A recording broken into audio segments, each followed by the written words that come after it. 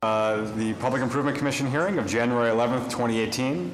First item, an item of new business, is Van Ness Street, Kilmarnock Street, and Boston proper, a pedestrian easement and discontinuance on a set of petitions by Fenway Enterprises, 132 Brookline Avenue, LLC. Good morning. Good morning. For the record, my name is Bill Dillon from Goulston & Storrs Law Firm. I'm here with Mike Fitzpatrick from Samuels & Associates and Mark Jackson from VHB. This petition is by an affiliate of Samuels & Associates, and it relates to the building they own at 132 Brookline Avenue. The rear of the building faces on Van Ness Street, where it intersects with Kilmarnock, and it relates to a outdoor patio use associated with the Saloniki Greek restaurant in that area. And I'd like to turn it over to Mike to just give you a little bit more background about that. Thank you, Bill. A little bit of background, Van Ness Street and obviously Fenway and Samuels and what we've been doing there in creating a walkable street and activating the street. So Van Ness specifically was rebuilt when we did our larger Van Ness mixed-use project. And this building, 132, is a series of mid-rise buildings that we have. So we renovated, brought in some great tenants. Part of that process was that we were creating and activating the street on the corner of Kilmarnock and Van Ness. So we have patio, outdoor seating spaces that are associated with those tenants. When we first put the package together, we submitted for a cafe license, and then after some discussion back and forth, it was determined that the discontinuance was the proper path. So we went through all the necessary steps with VHB, and so here before you today on that. Happy to talk through any more on my side, but other than that, I'll turn it over to Mark from VHB. Perfect. Hi, Mark Jackson, VHB. And as Mike mentioned, we're proposing a discontinuance at the corner of Van Ness and Kilmarnock. It's 444 square feet, and it starts at the back sidewalk and forms this triangular shape, meeting the existing right-of-way pieces. And within it, it's landscape area, a portion of the concrete patio.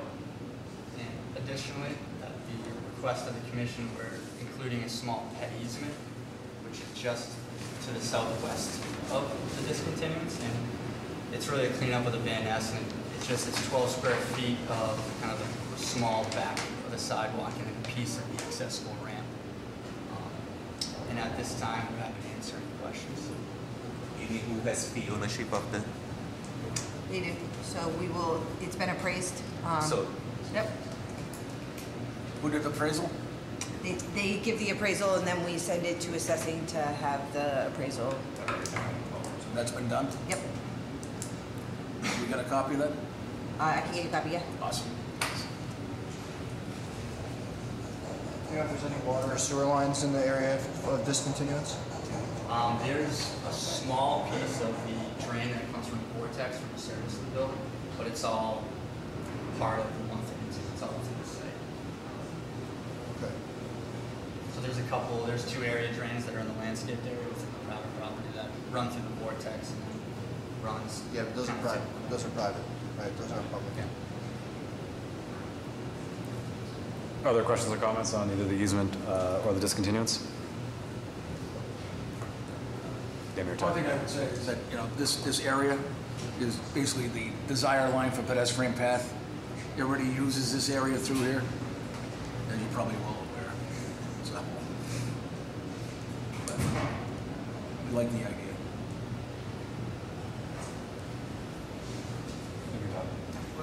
Okay. 3 weeks enough time if you guys come back on February 1st? Yeah. Terrific. All right, and you'll get the appraisal to Ed. Sounds good. Perfect. Thanks. Thank you. Thank you very much. Our next item is 99 High Street, Congress Street, Boston proper, discontinuance, pedestrian easement, specific repairs, projection license, on a set of petitions by the Teachers Insurance and Annuity Association of America.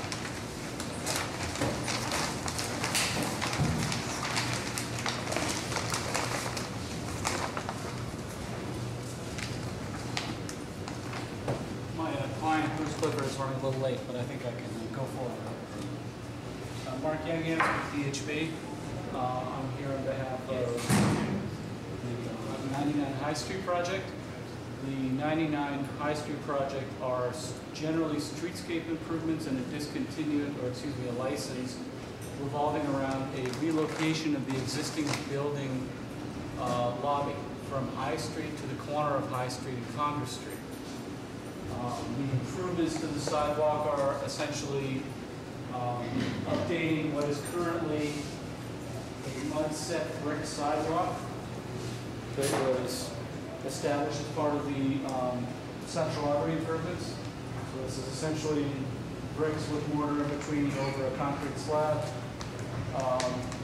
And it's updating this around the building to include concrete sidewalks with better accessible route, permeable paver edge, and really an update to the entire facade of the building along the city streets related to this relocation of the lobby.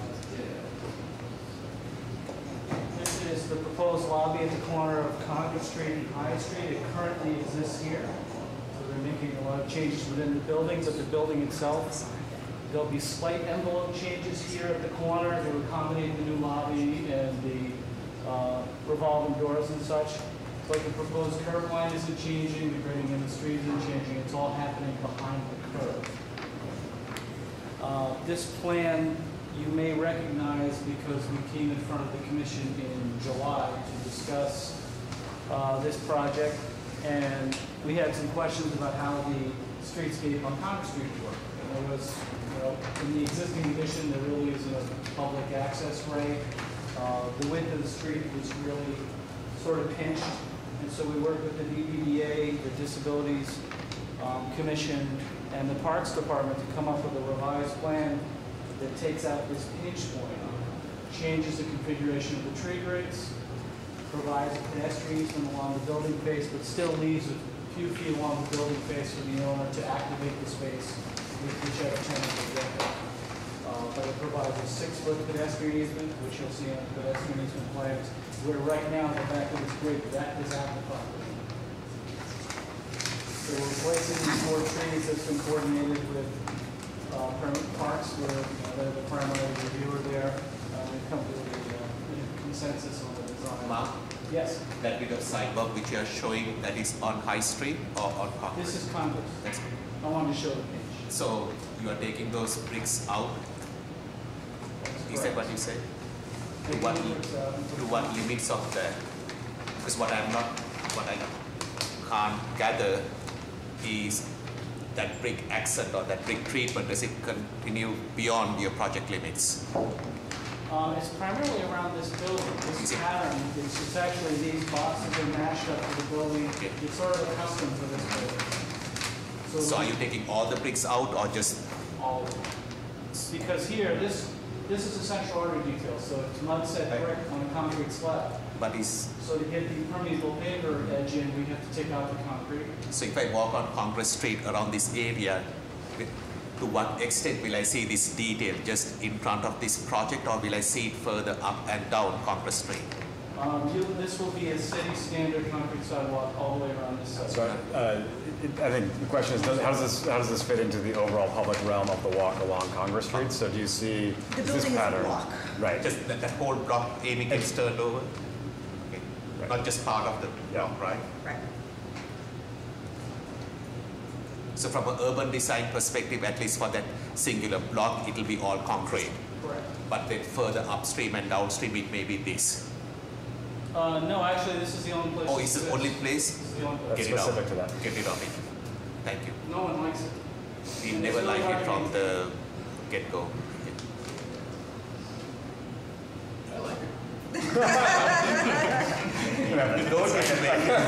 I stand corrected. One of the other things that this relocation includes is a canopy at the corner to sort of work with the new doorway and give it presence. And we included that as a license. So can you show the new signage which you are having?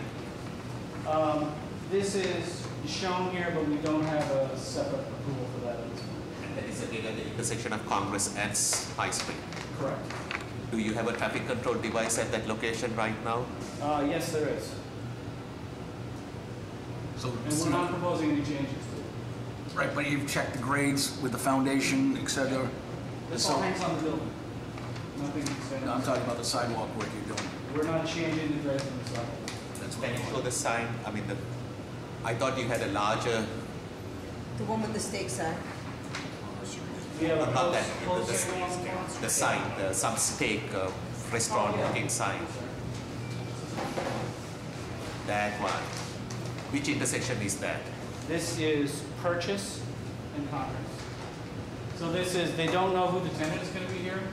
They haven't signed a lease, but they're, you know, the most, the use that would make the most use of the sidewalk would be a restaurant. So Okay, this is that what we're showing. sign, Is it projecting out or is it? is it lit? That's Is within it, the property limits. yes, but is it lit? Is it competing for visual cues with the traffic control devices that are at Congress and Causeway? We have not looked.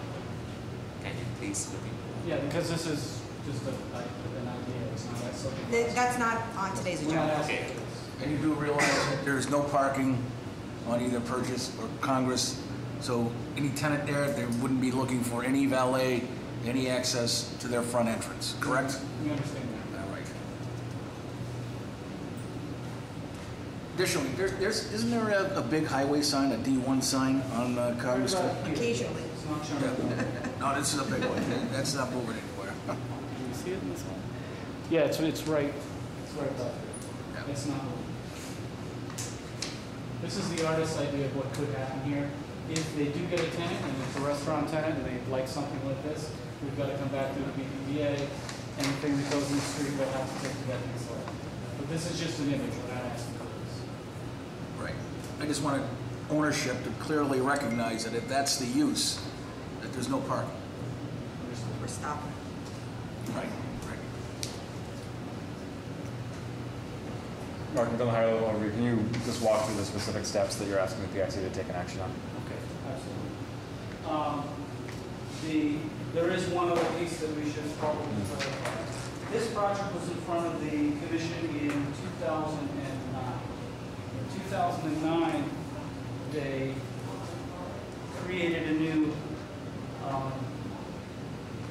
granite paver area in front of the existing front door and put in bollards along High Street as protection for the front door. And we did change the paving at that point. We left what was there, and we got an approval for that. It's primarily limited to the area in front of the existing lot. At that point in time, the city asked for a pedestrian easement along the High Street face. We laid out a pedestrian easement based on the layout of High Street. And when we came back and we did this project, which included improvements on both High and Congress Street, we tied into the state highway layout. And when we tied into the state highway layout, we found a discrepancy between the bounding we used to set this line and the state highway layout. We chased that out, and we found about a 3.5-foot discrepancy between the two. And when we did that, we found that the easement that was established back in 2009 was actually into the existing building, which was never the intent. The intent was that it would provide space between the property line and the base of the building. So we're coming back, the first action that we're asking for is a discontinuance of the old easement and replacement of the old easement with a new pedestrian easement, which gives that space in between the property line and the face of the building, an adjustment to that old easement. That's the first thing we're asking. Is there a net loss? It is, it's smaller, but the street's actually bigger than what we thought it was back then. So, but from a pedestrian's perspective, is there a loss, net loss in the? Not a real loss. Yes, there's an area loss of about 2 feet along the length of the building. Probably. The old easement was in the building. But the reason that easement was asked for is to serve a Right, purpose. so like we asked to the building face and then they gave us into the building and we're saying, well, take your building back. They're also giving us a new easement on Congress Street, which didn't exist previously. So it's a net gain. But there's no physical change to the limits of the building. Nobody could have ever walked in that Inside space. that basic part. Yeah, the building's not gonna go out or back. Correct. It stays where it is. So that's, that first action is the replacement of that pedestrian easement along High Street with something that respects the existing conditions. The second action would be specific repair approval for both High Street and Congress Street to reflect the permeable paver edge, concrete sidewalks, and really just updates behind the curve. No changes to the curve and street grades. We've gone and checked the compliance of the ramps across the street. Currently, we're in good shape. They're actually reasonably green. And the resulting sidewalk width would be between 5 feet and 7 feet, clear path to travel the It's entire length? 6 feet clear path to travel at the pinch points. It's Okay. more everywhere else. When is this proposed to commence? In the spring, probably. And have you completed a construction management plan for how you're actually going to, what your We have- methodology we have is? not and- completed one, no. So you need to get that done. Correct. Which will basically, for the sidewalk, for your new lobby, and how you're going to basically build that out, because obviously you're going to need public right of way to do that. So They that's a have- very busy location, something we're going to take a hard look at, so you need to start thinking about how you're going to get this thing built. We haven't secured a site contractor, but I'll follow up with the logistics with you. Thank you. Yeah, Mark, Yes. see if you can close that item out before the public hearing. Okay. That's reasonable. So we've got a specific repair on the two streets. We've got the new pedestrian easement on High Street. We're also adding a pedestrian easement on Congress Street, which is in response to the BPDA and disabilities comments. So this plan shows that both new pedestrian easements. And then the last, Sarah, you okay? the last requested action is the license for this awning, which shows in the rendering, but here's a section of it in the plans, that is at the intersection of High Street and Congress Street. And you can see it better in the plan, how it relates to the street.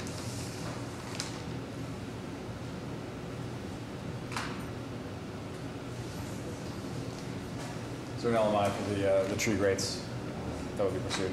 Excuse me? Will there be an LMI for the tree grates? There's an existing LOI now, so we'll be updating it to reflect the current plans.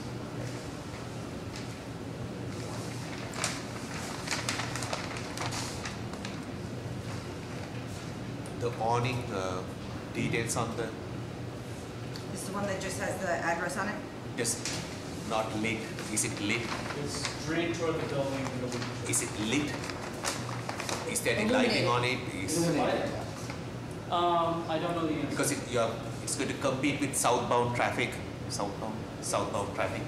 on Congress Street. I think it's lit in the rendering.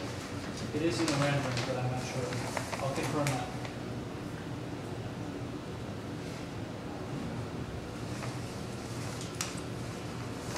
And on High Street, you're removing bollards on High Street, or you're putting in any bike racks or anything else in the furnishing zone? At this point, we have existing bike racks at the western end of the building and on the Purchase Street side. We weren't proposing additional bike racks. This is for Swiffer to the initial crew. I apologize.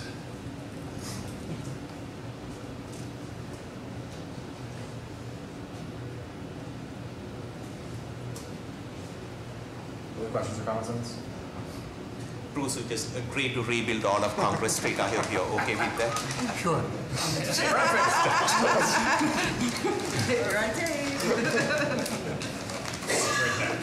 Exactly. Amy or Ted? Yeah. Bruce or Mark, do you have anything else to want to? Okay, all right. We'll see you on February 1st. Great. So 3 weeks from now. Thank you. Our next item is West Main Street, Deering Road, Egret Way, West Roxbury, abandonment, line and grade approval, layout approval, widening, relocation, and extension on a set of petitions by the abutters and parcel 2A-3.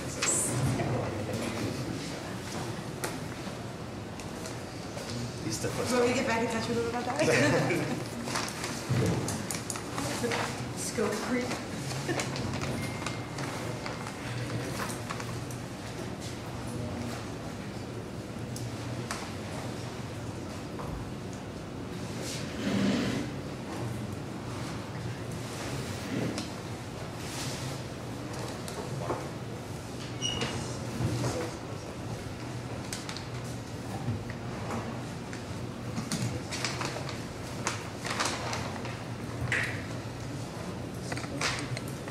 Good morning, Commissioners. My name is Kevin Wright from VHB. I'm here with Eric Van Dusen from New Boston Fund, Steve Hyken from the Icon Architecture, and Matthew Keeper, who's from Golston Stores, the attorneys. We're here to present the Olmsted Green project to you.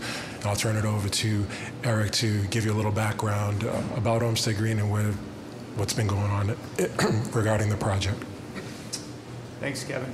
Good morning, members of the Commission. My name is Eric Van Dusen of New Boston Fund. On behalf of the joint venture of our community partner, Lena Park CDC, Lena New Boston is pleased to be here this morning to present our plans for the continued development of the infrastructure for our Olmsted Green development. Before I turn it over to the project engineers at VHB, I thought the Commission may find it helpful for me to provide a brief overview of the project's master plan and our development progress to date. Lena New Boston acquired approximately 38 acres from the Commonwealth back in 2006 as part of the decommissioning of the Boston State Hospital site. The site is located at the southern end of the city's Emerald Necklace, adjacent to Franklin Park, and in the neighborhoods of Dorchester and Mattapan. As you can see from this board, the property is separated into two campuses. We refer to as the East Campus along American Legion Highway and the West Campus adjacent to Morton Street and Harvard Street. Most of our discussion will be on the West Campus. That's where we have our plans we want to present. But again, I thought it'd be helpful just to give you all a sense of what's been accomplished and what the improved master plan entails. The master plan envisioned close to 500 units of mixed income housing to address the needs of low, moderate, and market households, including workforce families. To date, we've substantially developed the East Campus with 100 units of low-income housing rental units, as well as 59 units of senior affordable rental housing through Harf development on that. We also are pleased to be helping to shepherd through the final construction of Brook Charter Schools, development of a charter high school, a new state-of-the-art high school that they're developing along American Legion Highway on this site right here, which is scheduled to open for students in the fall. And that's going to go along and really create a campus setting along American Legion, because Brook Charter School also, in conjunction with our partner and their building here on American Legion, have a K-8 school there.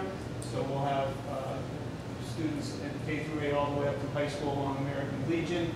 And there's a very symbiotic relationship that's developed with Lena Park Community Center as well. So we're very pleased with how the East Campus has finished up, and all the infrastructure that's in place there is completed as well. So that takes us over to the West Campus, and on the West Campus, we've developed 51 units, again, of low-income affordable rental housing to date, and we also have done our first phase of home ownership. These are townhome units, 2 and 3 bedrooms. 19 of those have been completed and sold, and we did all this pretty much before the recession, so this was all done between 2006 and took us a little longer to sell these out, but we effectively finished in 2010. We've now regrouped and are continuing our development through the West Campus.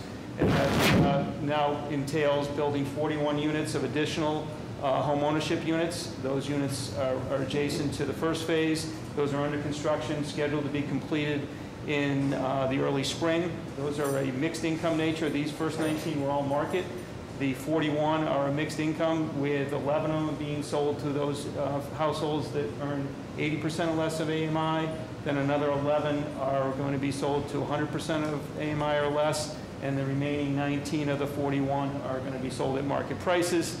Again, creating a mixed income community of home ownership as well as rental to date. And we're pleased with where that is going.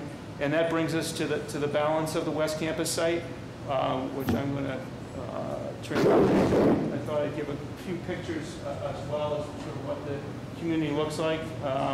Today, this is home ownership, one of our home ownership buildings, and this is the on the West Campus, and this is the rental community on the West Campus as well. So we're pleased with how those have come out and how those are providing homes.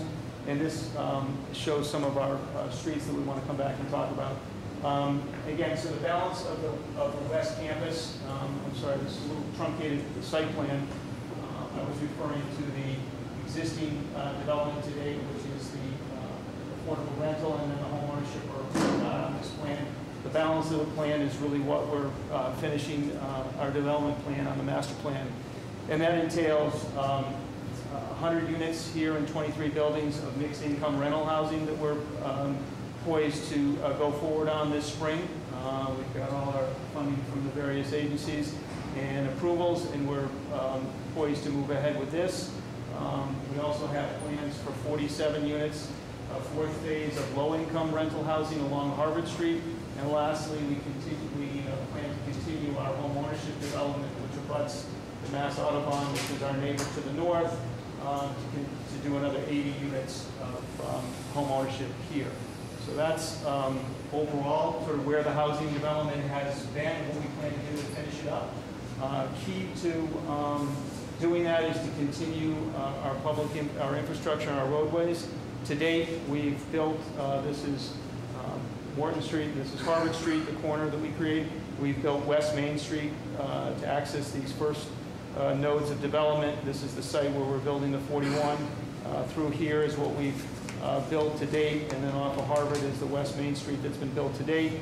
This is what it looks like at the street level. So that's what's in place. That's what we're here to discuss, the abandonment and the turning over of that part of West Main, and then as well as the continuation of West Main to access the balance of the site through our site to here, as well as bringing Deering Road across Harvard Street and meeting up with West Main here. And then also a private way open to public travel called Ebert Way that we're looking to get approval and present this morning. So again, that is sort of, hopefully it's a bit of a complicated, large master plan. I thought it might be helpful to provide that level of background on the site. I would also add, we are pleased and have been very well supported by many city agencies, both obviously from approvals, but also from funding as we create this mixed income housing community, as well as the state. And we've recently been awarded a MassWorks grant to create the extension of West Main and Deering, and to create Deering Road into our site. That is going to be handled, and it has been handled to date, and going forward through the bidding and construction through the Office of the Boston Plan BPDA, and working with them closely, as well as with the state to make that all happen. So that's another piece that's recently developed, and that's how these roads, once approved, will be built. So that's a piece I wanted to let you know as well. I think that's it for me. If there's any questions, otherwise I'll turn it over to Kevin and let him continue his presentation. Thank you for the overview.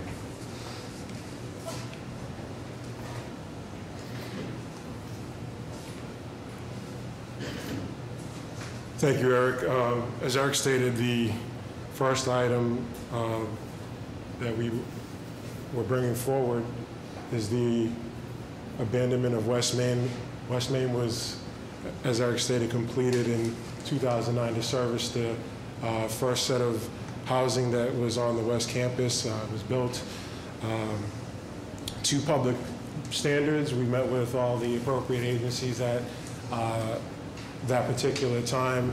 It was approved as a private way open to public travel by the PIC in 2006. As I said, constructed between 2007 and 2009. And in order for us to establish the rest of West Main Street as a public way, we have to abandon this first portion and connect it all together as one public way. What was done on this phase of West Main Street were 2 travel lanes, 10 feet in width, 5-foot tree lawns, and 7-foot wide sidewalks. There is some parking along in some places where there isn't parking. That's what's depicted on these first 3 plans as it connects from Morton Street into the site towards the point of Falcon Lane, which was a private way open to public travel. Any questions on the abandonment of West Main before we go again with Deering or Egret, whatever you have next? I will lay it out as a public way. Yes. streets. So when you lay it out, what is the right-of-way width? So it's a street today, and it's going to be. It will remain the same, whatever the heck it is. 60-foot right-of-way with, which is the consistent right-of-way that we're trying to carry through for the rest of West Main Street as well.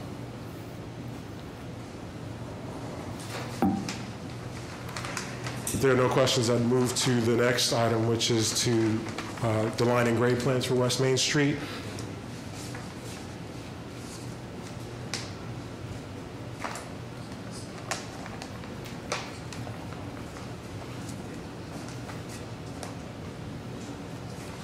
The first plan is sheet 1, which starts further into the site, working its way from the end of our parcel where it abuts the existing state land, and further to the west of that is the Mass Biolab facility, and as Eric noted, north of this area is the Audubon Nature Center, and our future 80 units of home ownership will go at this point. But again, West Main Street is a 60-foot wide right-of-way that we're planning to, again, design to the standards of city standards. We're working with the street lighting division to lay out the lights. We've had a meeting with them initially. We've got trees along here. We've got a no comment letter from the Parks Department regarding that, but we're working with them if needed to discuss anything regarding landscaping. We've had several meetings in our insight plan review with Boston Water and Sewer for the design of water, sewer, and drainage. Boston Water and Sewer understands that we've got an extensive amount of stormwater management practices that we're trying to do in order to drain the site, which drains south, drains to the east of this area and goes to a wetland that's on site and isolated land subject to flooding, and all of that comes in from the Harvard Street area down towards the beginning portion of the first phase of homes that were built. There is a paved turnaround that we have coordinated with the PIC staff because of the fact that this is a public way. They need a point to turn around and access to get out, as this portion of West Main going further into the site is probably open to travel as well. We've met with the fire department, coordinated with them. They have approved the turnaround and find that acceptable to what we have done. So again, we have 60-foot right-of-way, 2 10-foot travel lanes, 8-foot parking shoulders. We have 7-foot wide sidewalks, a 5-foot tree line, all consistent with the first phase of West Main to continue that master plan level of design through this point.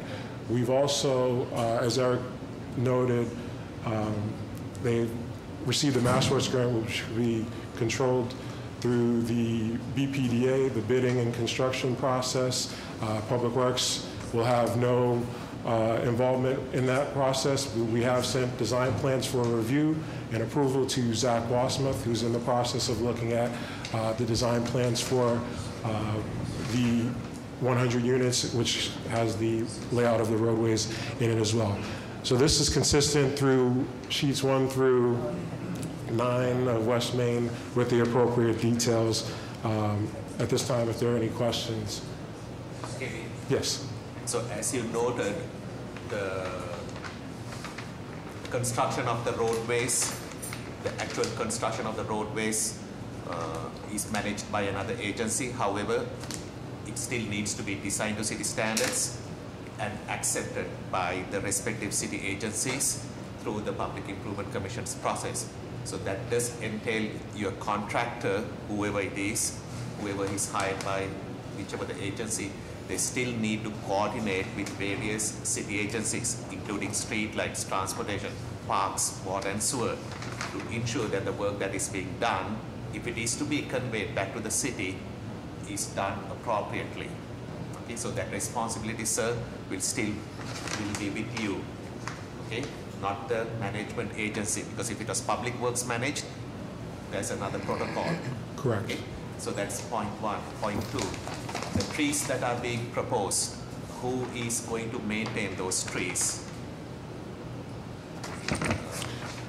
Right now, I think there's a review of the license maintenance plan, and I believe our landscape architect's available to talk with the parks. I'm asking a very specific question. You are going to plant a tree. Who is going to keep that tree alive 5 years?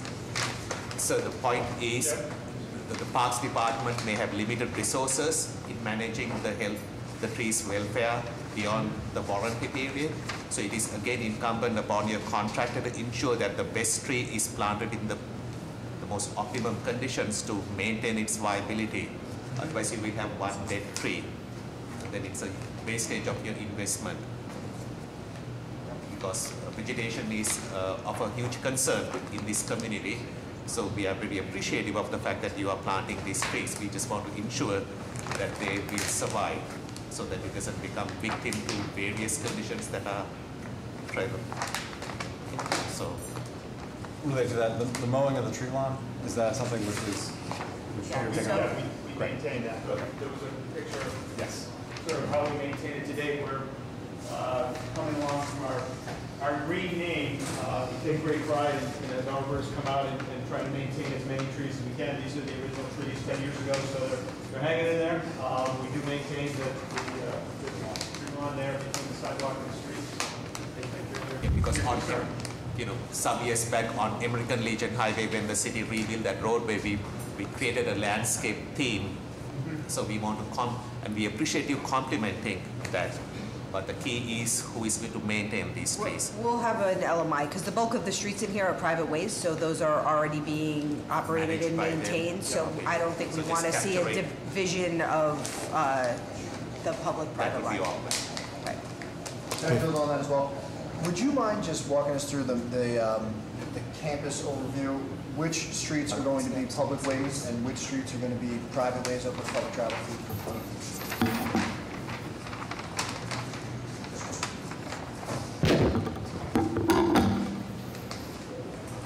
There's a tight plan to see, but it gives you the overall campus. The idea is that West Main Street, which is the main spine of the campus, would be a public way, and at this point here is where that turnaround is, as well as Deering Road, which is a extension of the Deering Road across the street from Harvard, which we would build right in the same alignment and as well be a 60-foot right-of-way with the same conditions as West Main Street. Those are the two main public streets that we're trying to build. All the streets would be private. Egret Way is a private way open to public travel. That's a part of the current design phase of the 100 units that Eric spoke to. There's also Field Sparrow Way, which will remain a private way. It does not meet the standards of private way open to public travel, which is a certain width and sidewalks. So that's why it's not being presented at this particular setting. Egret Way was able to achieve those standards. We have, I can walk through the plans on that later, but that's... Which road is not able to meet private way open to public travel? Sparrow? Field Sparrow. It's a driveway. It's private driveway at this particular point. KB. So a lot of new housing stock is being proposed. We love it. It's really nice. However, it is going to generate fair amount of vehicular traffic because there are no readily available public transportation systems. So through which intersections is this catchment area going to empty into the city streets other than Morton Street, because Morton Street belongs to another agency. So on Harvard, because I'm trying to understand whether adequate traffic control devices has been thought through or put forth to ensure that there's safe transition from the traffic from this area onto the city streets. So punchline Egret, and where does Egret hit? This, when we, sorry, Kevin, again, when we started this development in 2006 and 2007, we were awarded and approved to build the first part of West Main. We did a lot of off-site traffic improvements along Morton Street and Harvard Street, put in a light, improved this intersection as well as this intersection. So to answer your question, it continues to filter into this intersection, but we do have relief here off of now Deering. But this whole master plan was presented, I believe, originally. It hasn't changed dramatically other than some of the uses, housing uses that we've developed. But this is the second means of egress now that we're bringing to the site as we bring more housing stock into the community. Eric, does that second means of egress, does it need a traffic control device? I'm sorry. Does it need a stoplight? I don't believe so. Under the I think the original TAPA, this did not need, and it was just they had a striped intersection for crosswalks. Was there a warrant analysis done? Back in 2000. Okay. So it's obviously it's changed with the second phase. So obviously we probably want to have that. Well, they did it. I think they envisioned all of this in that the main campus. This was all in 2004 when this was all put together. This was all going to be done at one particular time. It's just that in the downturn of 2008, the market prevented them from continuing to build out these phases, and they're continuing it from this point at this particular time. So with these new streets coming along, and some of them are going to be looking to be accepted by the city, have you dealt with any of the bike facilities, any of the bike lanes, any of the public realm, traffic calming for neighborhood streets? Who have you coordinated that with within the transportation department? We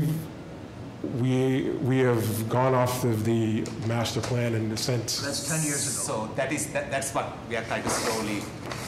Eric, exciting project. Market conditions are beyond any of our control. But what has changed since 2004, 5, 6 when we were putting this thing together is the way we look at transportation safety, traffic safety, and all of that good stuff, and the way we want to manage neighborhoods of this nature. So, not meaning to put a huge dent into your scope, but Kevin, you need to work with your client and the city to still present these streets as it meets today's needs. And I'm confident we can do that without totally disrupting your game plan. But I think with minor tweaks, we can accomplish it because you do have enough right of way in your 60 feet to manage this. It just needs to be thought through in a diligent fashion. So there's a little bit of, I think, homework, Kevin, you need to do to ensure that these streets that you are building today for these guests that you are bringing in, that we are serving them correctly in 2018. We'll follow up with Mr. Hesford. We've sent a little bit of correspondence back and forth prior to this, but we'll follow up. Specifically, we have a whole section that basically deals with bikes, traffic, slow streets. This is a perfect example of like slow streets that we want to make the, basically community experience, a good thing. And the residents would probably agree. I know the residents there would be fully supportive. Right. That's something on our to-do list is to follow up on the city's program for Awesome. safe, slow streets and do that. There's traffic calming that I know we would be very supportive. That'd be fantastic. Appreciate that. In a related note, one of the other things that's changed is obviously the amount of parking that is at Forest Hills will be less when this phase is done.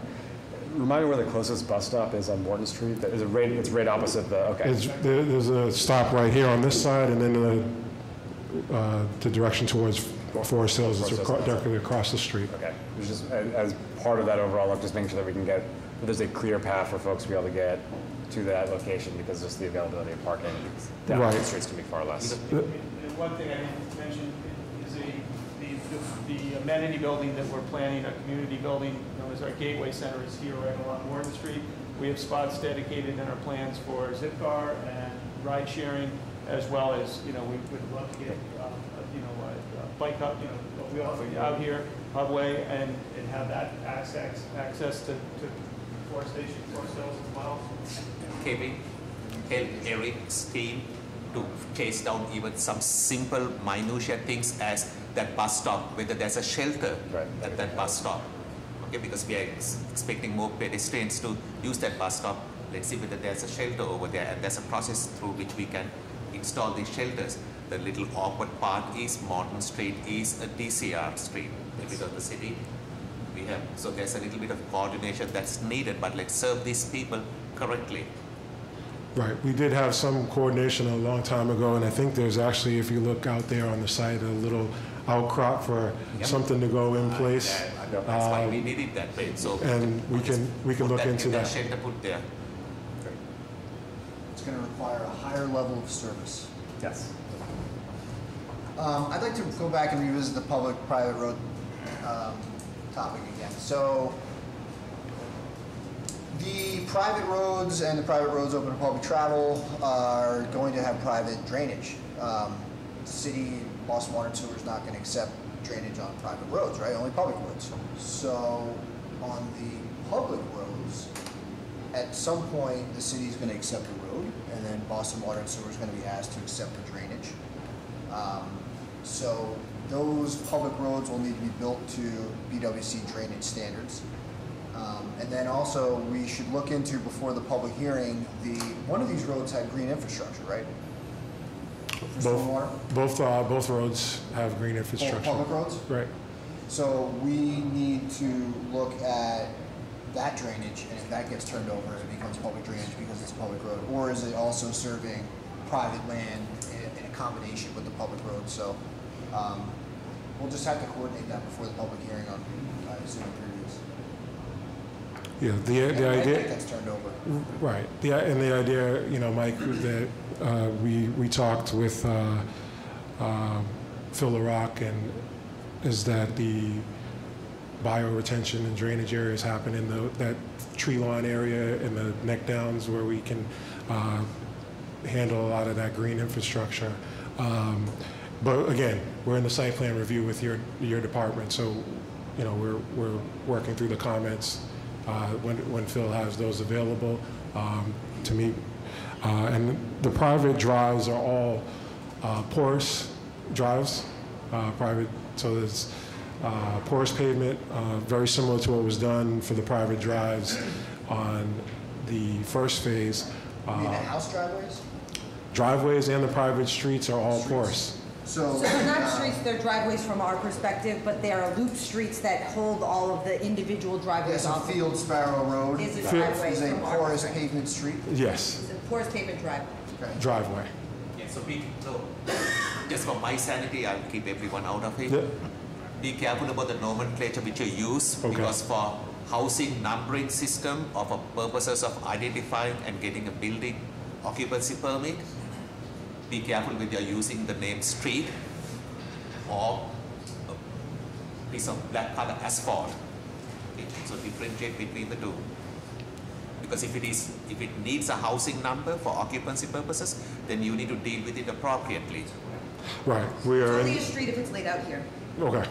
And we're going through that process with ISD at this particular time, and that's why we're bringing these streets to you. Have you received house numbers yet? Some. Okay. West Main Street. So you'll need to receive house numbers before you get site plan approval from BWC. Correct. We're working. We have them for West Main Street, we don't have them for We're working. Progress. Yeah, exactly. We're working through that with ISD. Sort that stuff out in a few weeks.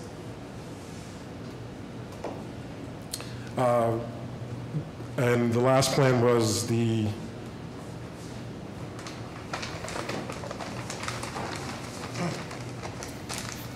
Egret Way plan that we spoke to, which was a layout for approval of private way open to public travel. It has the required 40-foot minimum that's required as a private way. It's got two 10-foot travel lanes, 8-foot parking, and 5-foot sidewalks. And because this is a private way open to public travel, it is a porous asphalt area with porous sidewalks and bituminous sidewalks, and we have concrete curbs, very similar to what was done in the first phase for Catbird Court and Blue Jay Circle and all these other private ways open to public travel.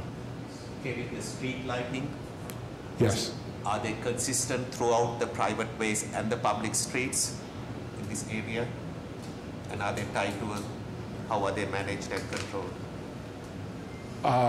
The street lighting is consistent with the design. How they're managed right now is a little... So, close the loop, okay? The fixture needs to be the same. Let me say it in another way. See whether there's consistency in the design, because your average person is not going to care whether it's a private way or a public street. It is still open to public travel, so public safety is the same. We can't have two different standards. Second, ensure that the delivery system of the juice is consistent, so that if a light bulb burns out on your private street, it is still being properly managed. Okay. Okay. Thank you. General question on streets like this. None of this parking is deeded, correct? No. Like, the answer is no. No, it isn't. Because in years past, we've had awkward points where there has been a misunderstanding as to whether anyone has rights to parking. Yeah, none of the streets, we do have true driveways that go into units that are... That's fine. But as long as, you know, in a straight, yeah. Can you walk us through Deering Road? Oh, yes, sorry.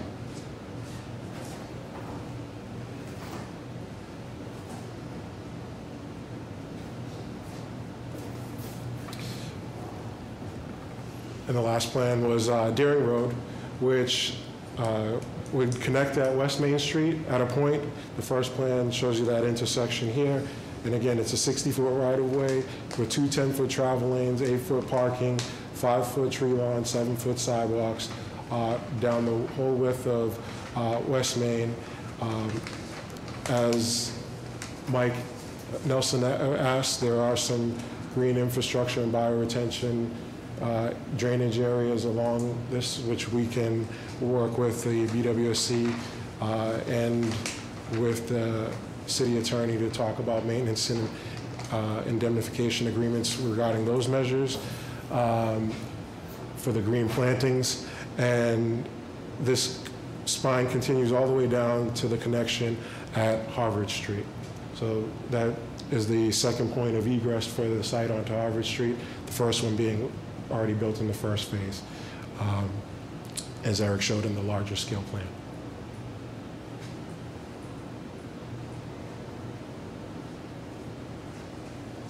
So when you build these streets and units, again, right now they're private.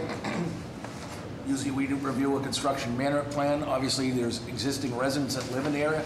How is that initiative being coordinated with the existing residents and the construction activity with trucks and traffic? How is that going to be handled? Well, we're experiencing that now, and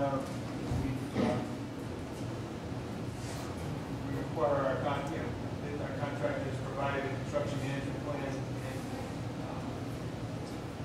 and we continue to keep all neighbors apprised of our activity. So we're actively building 7 new buildings here, comprised of 41 units. So continuing through the community, we send out flyers to anybody when there's activity. They've worked it to minimize disruption. They come in just one way, and it's fenced it off from a safety perspective. But it's been actively managed. It's gone well to date. We're obviously bringing more activity. It's further away right now from where people live, because it's this part of the site. This is right where other people live, so it's going to be further down the site. So it's not going to be. And they'll be coming right off of this entrance of West Main. So I'm hoping it won't be this has not been disruptive, but I hope it'll be less. But as you know, we have the new charter school coming online. Right. During this, I mean, there's always a concern about children, residents in the area with heavy construction equipment. I mean, does ownership have a point of contact that they're actively dealing? We have active on-site managers, both from a rental community as well as the and part of what's going to be created here, and we hope this comes online next year, is this community center. That is going to be both amenity to the community, but also a management office, so they'll be on site now. But we have a management company that takes care of all the rental, and they're a point of contact for anyone immediately, 24 hours, 7 days a week. And we also have management for professional management of the condos association. If I could ask, if you could give me those contacts? Sure. It doesn't have to be now, but, Yeah. you know, be appreciated. Probably the whole board would like those contacts. Glad to provide that. Last, I shouldn't say last question. Eric, so both your east and west campus are, it was a master plan, the schools that are being built off American Legion Highway, the elementary, the charter school, I'm going to assume they are going to draw from this neighborhood? Yes, I mean, I Yeah. believe they draw from. That was part of the Yeah, thought pattern. the greater.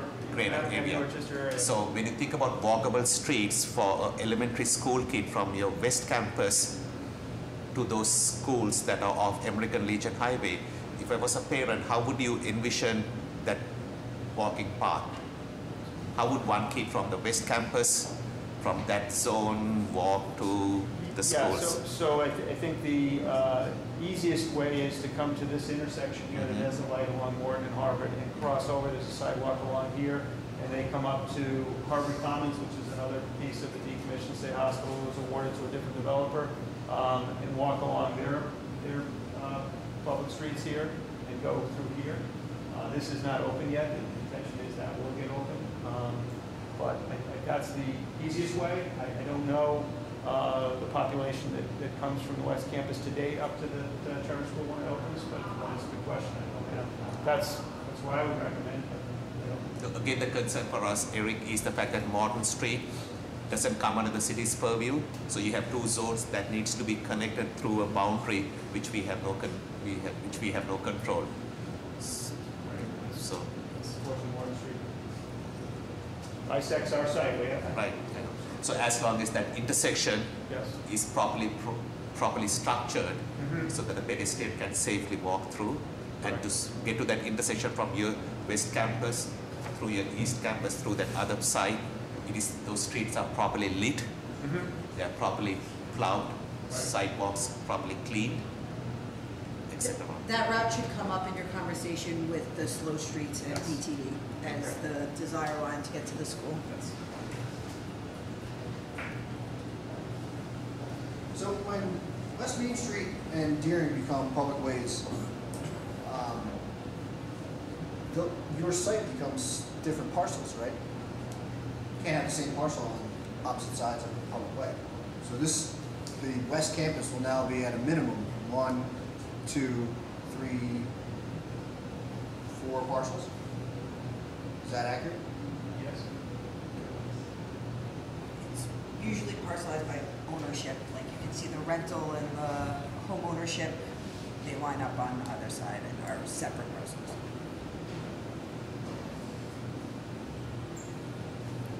Kevin, anything else you want to cover? Anything else you want to cover? No. All right. So I think that in addition to obviously the conversations with BTD around neighborhood slow streets, the conversations with water and sewer around drainage, as part of the street lighting conversation, if one of the things you can just have a quick conversation with our street lighting team and the PIC on, as you know, we are getting a lot of folks who want to use our street lights for antennas, for just connectivity. It does not seem clear that necessarily some of these street lights aren't sort of ready for that transition, that they have necessarily the fiber and the dual power to make that possible. If you can just have a quick conversation with those teams to see if there are places you want to make essentially antenna ready, so there's less digging in the future, that's less disruptive in the future, and you can start the siting from the very beginning. I think that'd be helpful. I can explain it to you. Yes, sorry, if that. Okay. Chief, AB on that thought, when these streets are built, Yes. make sure that all the other utilities, telecommunications, and charming people are embedded, because it will be such a sad moment if these things get cut out.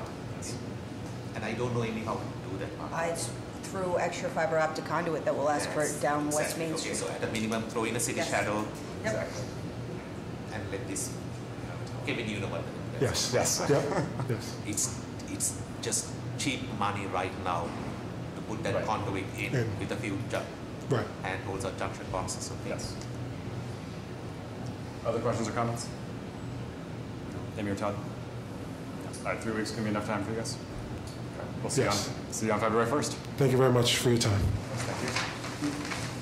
Our next item is 155 Meridian Street, East Boston, a sidewalk cafe license on a petition by American Espresso Bar.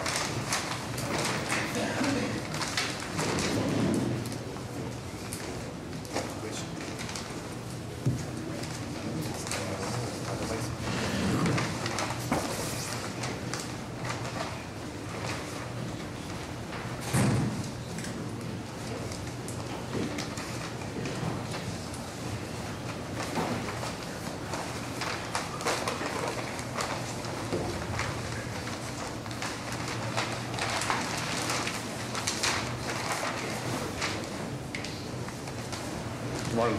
Good morning, Commission. I'm Haley Vermis with Howard Stein Hudson, and this is David Callie, the owner of the Americano Espresso Bar at 155 Meridian Street. The Sidewalk Cafe is 8.5 by 21 feet. It contains 4 tables, 8 seats total, with 1 accessible seating space. The cafe will be fenced off, and the fence will be bolted to the sidewalk with a 4-foot opening during the season. And in the off-season, the fence and the furnishings will be removed and out of the public way. With the cafe, there is still 8.5 or more feet for pedestrian passage and sidewalk. Does the Commission have any questions or comments about the area? What was the results of the level of service pedestrian? We have not performed a level of service pedestrian crossing as of yet. In looking at standards for complete streets, it has a preferred sidewalk space of 8 feet for main streets and neighborhoods, which we'd consider this area, and we're providing over 8 feet. So Meridian Street's the main arterial street, correct? Correct.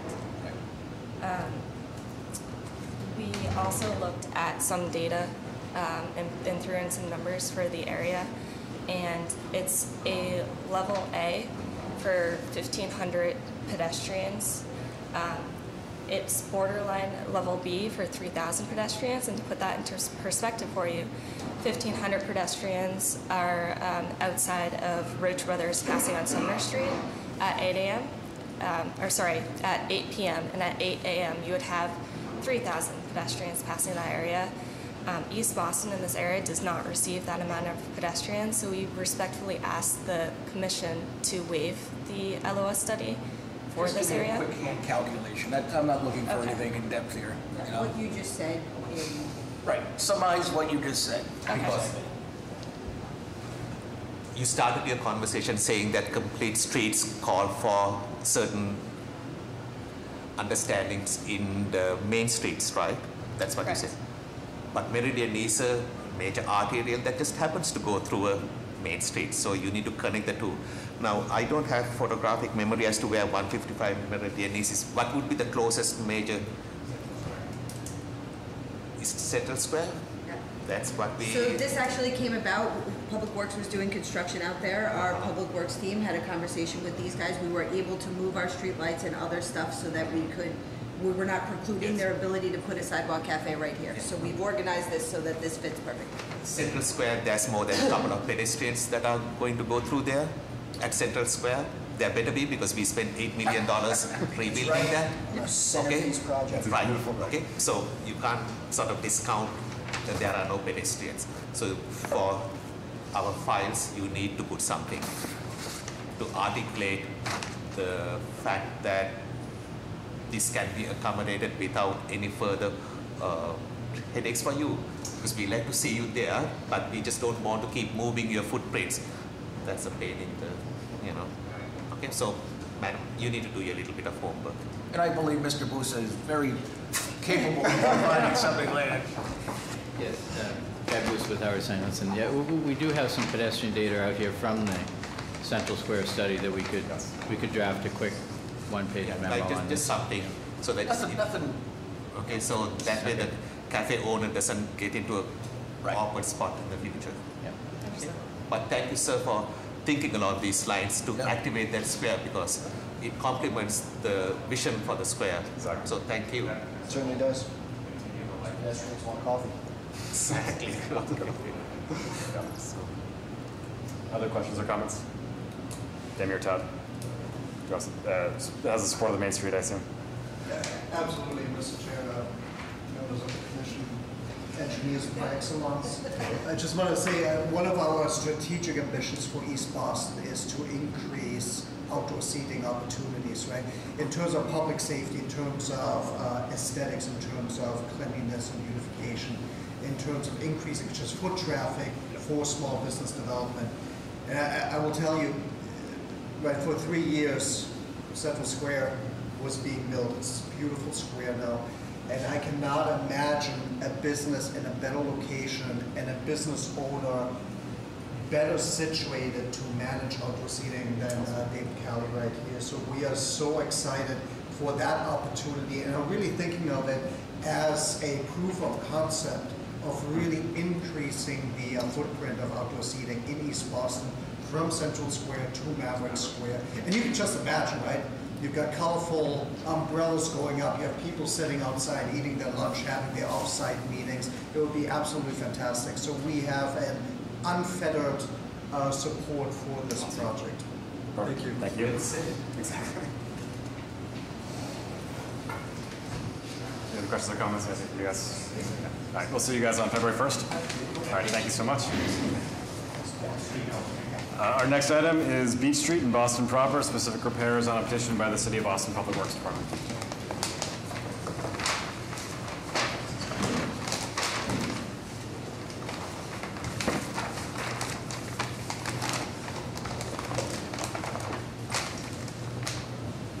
Good morning. I'm Zach Kwasma, acting Chief Civil Engineer for Boston Public Works Department. Joined here with Chris Dunlap. Here to introduce our project for the reconstruction of Beach Street from Atlantic Ave to Surface Road. Currently, if you've ever been down there, you'll know that the sidewalks are in a questionable state. They have significant cross-slope issues, ADA issues, which is one of the major reasons why we are reconstructing the street. As part of the design, we're proposing to widen the sidewalk slightly to allow for that, for the ADA compliant cross slope. This also gives us the ability to provide some design elements such as an accent strip, some green infrastructure working closely with water and sewer, street trees, as well also some additional street lighting. There are a couple areaways on the street where we have coordinated with the property owners and secured right of entries. And we've had significant community involvement over the past several years, several outreach meetings going over the design to reach a consensus with the community for the overall design. I'll hand it over to Chris if you want to get into more design elements today. No, I just want to let you know, though, as Zach said, this has gone through the public agency review process. We've received street lighting layout and incorporated them into the plans from the street lighting department. We've coordinated with Parks and Recs to some degree on the trees. They've seen those, but the details, specific details, we've incorporated from examples we got from the Public Works, and the Parks Department still has to take a look at them, but that shouldn't affect our line of grade at all. The other thing we did for the roadway improvements will be basically a mill and overlay where we are, we'll take out 2 inches, put it in back at least a minimum of 2 inches, but we had to change the vertical grade slightly to be able to get the proper curb reveals. Also on the sidewalks, Zach, I think, kind of alluded to, is we do have pervious pavers on the 20 inches from the curb line, or against the curb. And we have we provided a minimum of a 5-foot clear walkway on all locations. We had to actually reduce one of the treeways in order to get our 5 feet. So we did take a look at that. And we've got crosswalks at majority of the intersections. In regards to the areaways, I know most of all the work is being done within the right-of-way. Zach let me know that they were able to secure the right of entries for those areaways. We provided details in the plans for construction at those areaways as well. So.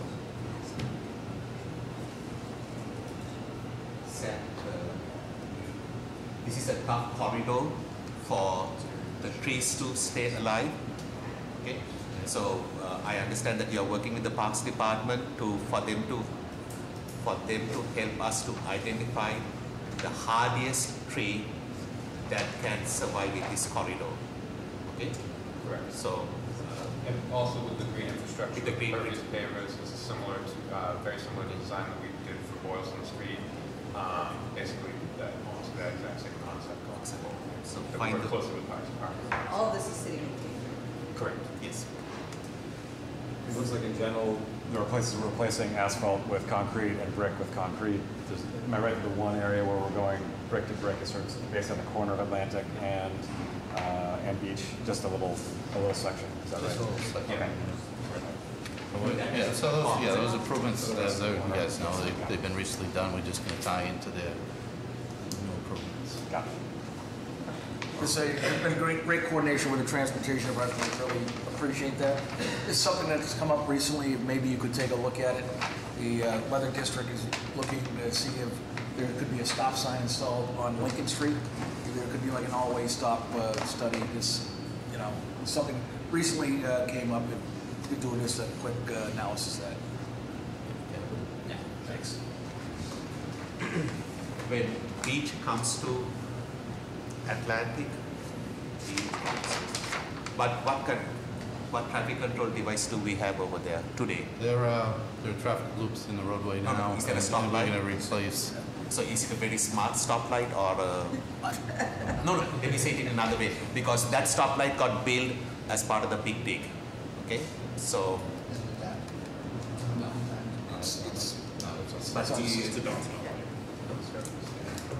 but I mean it has walk lights, right? It's as smart as the rest of the Central Army. Let's be serious, because you are improving that pedestrian path of travel between Chinatown and the front door to the MBTA's, not MBTA's, but the name of God, South Station. Okay, so people coming off buses, with their little bags, they are going to walk through, and the first intersection they are going to cross is Atlantic Ave. So I'm going to assume that the stoplight over there, it is fairly certain, i.e. it has push buttons, walk lights are there. Well, I mean, that was part of the previous design. Yeah. Just to be clear, our present limit stops just short of that because it's, I also think that intersection is being studied by the Air Rights Project. Got it. Okay. And just further, we've upgraded the pedestrian housings and the countdowns and the buttons, and it's on the main computer system. So, but we can certainly through the Air Rights project. Zach, again, I don't remember the street lighting. Are we putting? Yes, we're upgrading. We're putting. Thank you, sir. Yes. When's this proposed to start? Hopefully, this coming construction season, depending on the approval and everything, we'll get it up to that. Very excited. Advertise this. Perfect. And if we get it out in the spring, when do we imagine it would be built by? I mean, in theory, we could probably get it in a season, depending on, but there's a lot of utilities and stuff in here, and water and sewer is brought to our attention, so there may be some things over there, but I would anticipate if we could get started in April, that we can have substantial use this season. We have Boston Water and Sewer has upgrades contemplated for the cross streets, South Street, right? But Public Works has done an outstanding job coordinating with us, and we're going to be able to do it so that there is a new water main under Beach Street. We can stop just short of the project limits here, and there'll be a small section behind the crosswalks that we'll have to repave, but it's pretty good. The coordination has been spot on. Or might we can do the work? Is this? We've been able to adjust our paving limits so that they can get what they need to get done, so it should all work out. Nicely done, sir. Other questions or comments? Dinner time. See you guys on February 1st. Thank you. Perfect.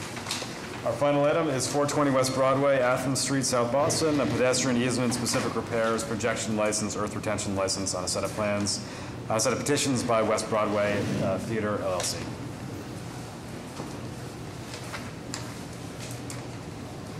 Good morning. Good morning.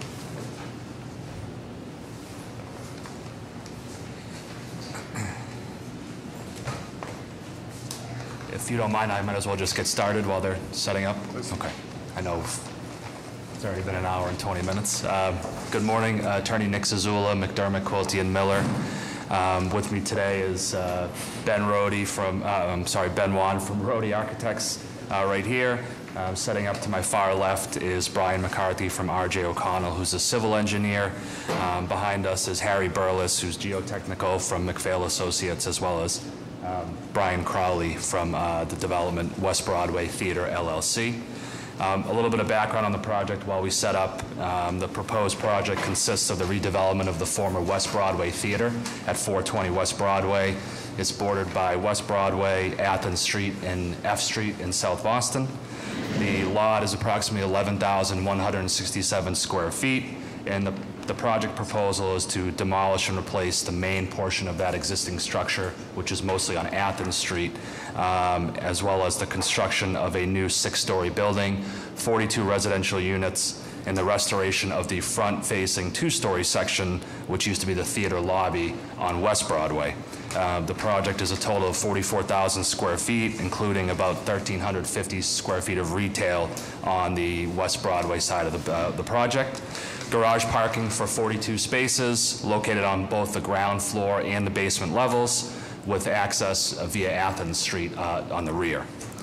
This is an Article 80 small project review project due to the square footage. We were approved in March by the BPDA.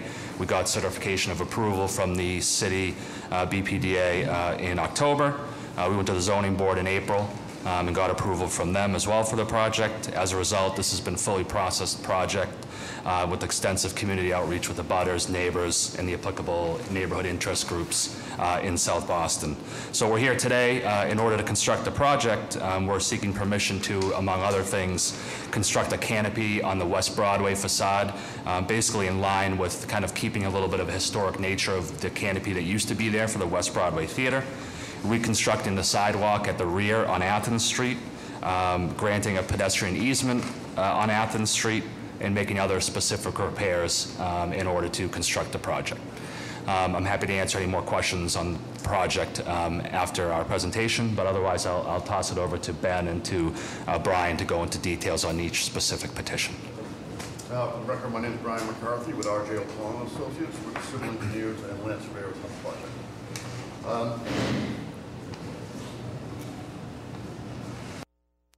Just orientating yourself here, this board shows the footprint of the building in the darker orange color, West Broadway on the south side, Athens Street on the north side, and F Street located to the west. The first petition we have in front of you is for the projection lights for the canopy. The canopy is proposed to be located on the West Broadway facade of the building. It will project out 9.75 feet from the face of the building. The sidewalk in this area is 16.9 feet in width.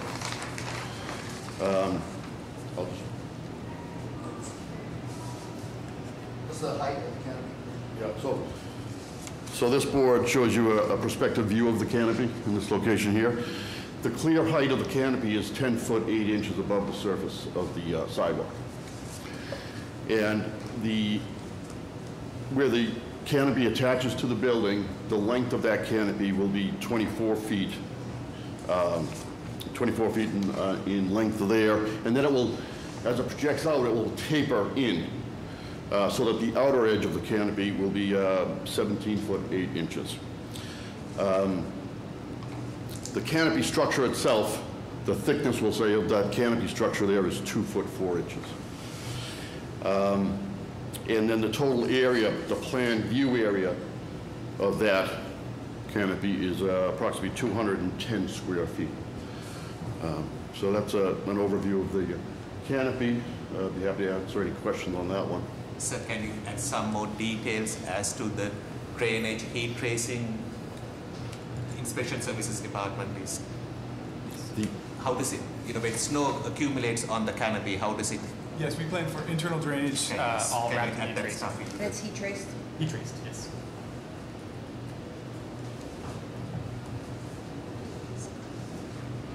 Continue. Okay, so will I move on? I can move on to the next one. Sir, was there any primary reason that determined the depth of the canopy? You are coming almost 8 feet into the street. Sure. Why 8 feet versus 6 feet versus 10 feet? Why? So it was initially an even farther projection. It was essentially recreating the historic canopy that was there. And my apologies. Okay. Okay. And then we brought it back actually to be a little bit more respectful of the. So when the theater was there was a canopy? There was. Correct. And it was much bigger than it is now, so this is shrunken into less impactful. So the next petition is for approval of specific repairs. The specific repairs are located along the Athens Street frontage of the building. Athens Street is a one-way eastbound. And the repairs involve the reconstruction of the sidewalk along Athens Street, along this building frontage, reconstruction of the sidewalk, and the installation of vertical granite curbing along that sidewalk, and the relocation of an existing curb cut in this area near the middle of the building, and the addition of another driveway curb cut to gain access to the garage, the two garages. The first curb cut would be access to the lower level garage and be located on the west side of the building. That curb cut would be 14 feet in width. The second curb cut would be located closer to the middle of the building and will be 18 feet in width. That will allow access to the street level garage. The separation between those two curb cuts is 22 feet. And why 18? 18, well, the garage door is going to be approximately 16 feet wide. So we wanted to have a couple of feet on each side of the door. We made it 18 feet. So this street, Athens, per your records, is one of our narrowest streets at 20 feet. Okay, so the right-of-way is 20 feet. I'm going to assume that there are some semblance of a sidewalk on either side or on one side to support the street lights. Okay, I'm going to assume Athens Street is lit. So having said all of that, what is the net effect of the roadway between the curb lines? Because I'm concerned. They're not changing the curb lines. So anybody, we have 2, 5, and 10? They're giving a pedestrian easement on their property to give us an adequate sidewalk for their frontage. We don't have an adequate sidewalk anywhere else. So in terms of lighting, when the theater was there or whatever, you know, there's a certain flow of pedestrian traffic, vehicular traffic. Now this, again, is totally supportive of these projects, don't misunderstand what I'm saying, but you are introducing a change in the clientele and they will want to get in. Think about the snow days we are having, about who is going to plow a 20-foot street, how it gets plowed, where the snow is going to be, and how are you going to enter your garage. That's issue 1. Issue 2, how are the pedestrians going to come out from that area? Is the main door of Broadway, is that the main way? I don't know, okay? 2, the lighting on the backside of the, on Athens. I don't recall how the street lighting is today. But I'm fairly certain this situation is going to create more of a demand for the need for adequate lighting. So, sir, help these nice people to sort those things out. Okay. If I could just quickly go over that. The street lighting is actually on the opposite side. Is it attached to the buildings or do I actually have there's utility poles with street lighting. So the sidewalk on our side of the street is actually, the existing sidewalk is 3.4 feet wide. So with what we're proposing to do is pull the building wall in, and we're going to increase the width of that sidewalk and make it 5.4 feet in width. So we'll be improving the width of the sidewalk. And the curb to curb will remain the same as it is today. 10 feet, I have to assume. 10 or 12 feet. Because I'm concerned even with a fire truck, well, never mind. It's approximately 13 feet curb to curb. Are there going to be any, I'm sorry. No, the height of your building, is it going to go higher than the rest of the buildings that are in the area? So our building to the top is 64 feet, and the current theater space is 57, but then it rises up to 75 where the fly space was. So we're pulling down the overall height of our building. We are taller than the adjacent property on the corner. So maybe somehow the fire department has to look into this, right? Yeah, that all comes through their eyes. Okay. So we went through an extensive review on the CMP, and the fire department was heavily involved with the 451 NFPA. Okay. That was one of our concerns. Yeah. Are there going to be any fixtures on the sidewalk So you're now making a wider sidewalk on Athens. Are there going to be any poles, signposts, anything like that within your sidewalk? Or is it going to be 5 foot or 5.4 feet clear? It will be 5.4 feet clear. There won't be any structures.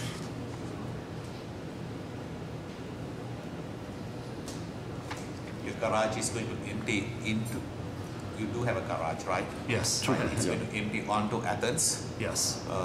Is warning signs needed, like beep, beep, anything, nothing, no? Yeah, they've got some warning signs. Okay. So the signs will be appropriately placed so as not to compete with Mr. Nelson's thought pattern. Okay. So about that garage, how many stories are we going down? We're going down one level below grade. One. Right, and then So- the street level will be a garage. We'll have a garage as well.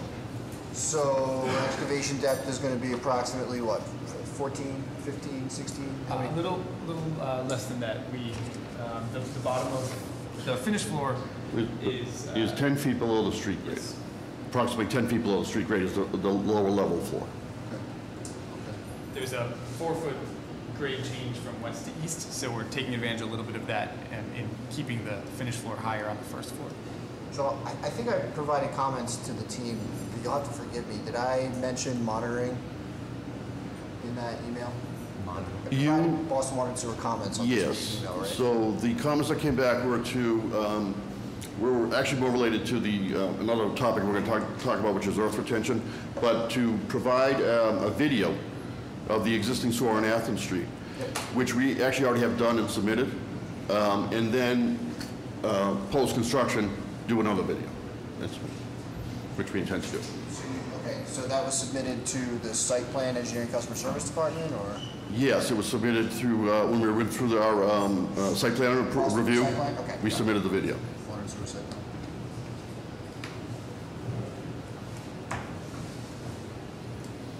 The two adjacent properties on either side of Athens Street, not Athens. Oh. No. Okay. Two adjacent properties on the Here? on the Athens Street side. Yes, up in this area here.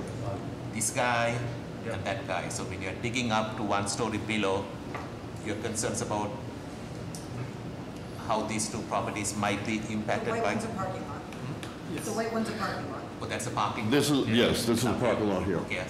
So what's happening over here? We have investigated and we have looked at how we're going to construct this Do they foundation know here. of all? I mean, what's your conversations? What is your conversation with that property owner? Oh, we've been in close contact with them all the time. They know exactly what we are planning to do here. As well as the other two abutters across the street. Yes, we've been talking to them continuously.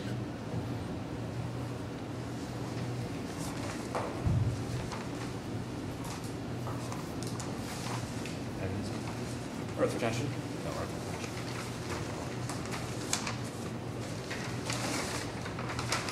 So the next petition is related to the request to accept the grant of pedestrian easement. And as we just discussed on the specific repairs, we're going to widen the sidewalk by about 2 feet. That 2 feet will be on the private property, and so we can grant an easement to the city to allow the public to walk over that property and to keep that sidewalk clear.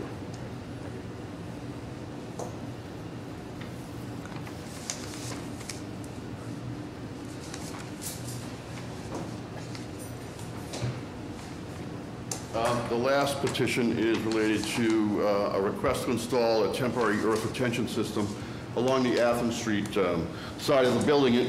So as we go in to construct the lower level garage and the foundations, we're in close proximity to Athens Street. And we would need to, we may need to install a temporary earth retention system in that area. We will note that we expect most of this excavation to be in rock, because we know this is all rock in this area. So we may not need the full extent of this, but we're just showing the worst case scenario. And assuming we do need all that, or need that earth retention system, it would consist of steel-driven piles, soldier piles, with timber lagging and rock bolts as well. turn it over to Harry Burles from McPhail to get into more detail. Just so, Harry Burles, McPhail Associates, geotechnical engineer in the project. Like we mentioned the excavation, and you referred to depth of cut for the basement level of the building, maybe up to 12 feet to bottom of footing, 10 feet to, say, slab elevation, another couple of feet for the foundations. Should there be the requirement for earth support along Athens Street, the subsurface conditions of the site, based on the explorations we've done, indicate that all four sides of the building and the inside, the existing foundations sit on bedrock. So a driven pile is not possible, but the earth support system proposed conceptually here is a drilled-in pile, and the piles will be drilled in approximately 8 feet on center along Athens Street where required. And in between the piles would be the timber lagging. As we discussed, the extent of the earth support, the conceptual earth support shown on here would be the maximum extent. However, we do anticipate it to be much less.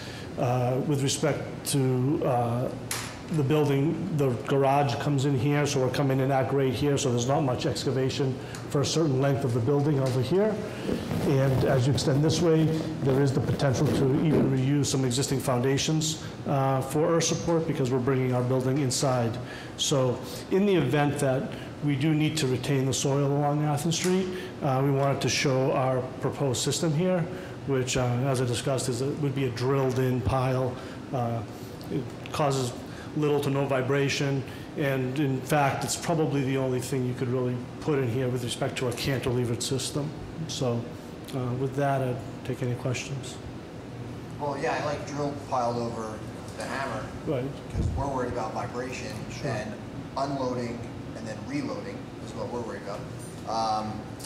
When you say bedrock, you mean at 12 feet below surface there's bedrock? Yes, the foundations along Athens Street, we've done some test pits towards this side, each side of the building, towards the, say, west and east side of the foundation wall. The foundations along here extend in areas only 2 feet below ground surface and sit on bedrock.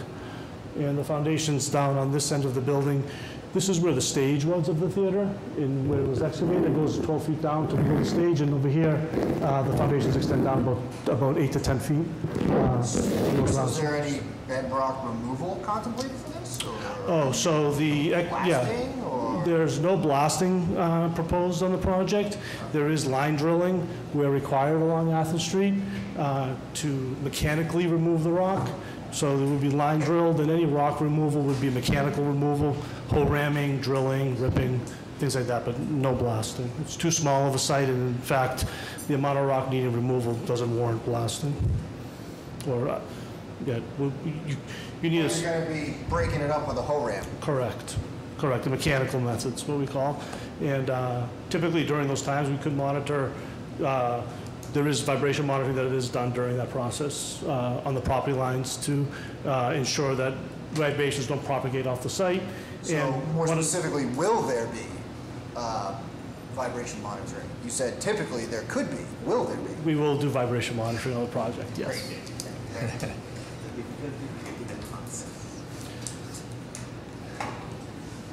You sure you're not a lawyer? That's a great question. Just cut to the chase. Monitor it. Waterway breaks have been in the news recently, so we're trying to stay out of the news. Yes. Is it common for the bedrock to be that high in this part of South Boston? You know, I think as you go down West Broadway, and then West Broadway goes uphill, I think based on our experience, the bedrock becomes much shallower.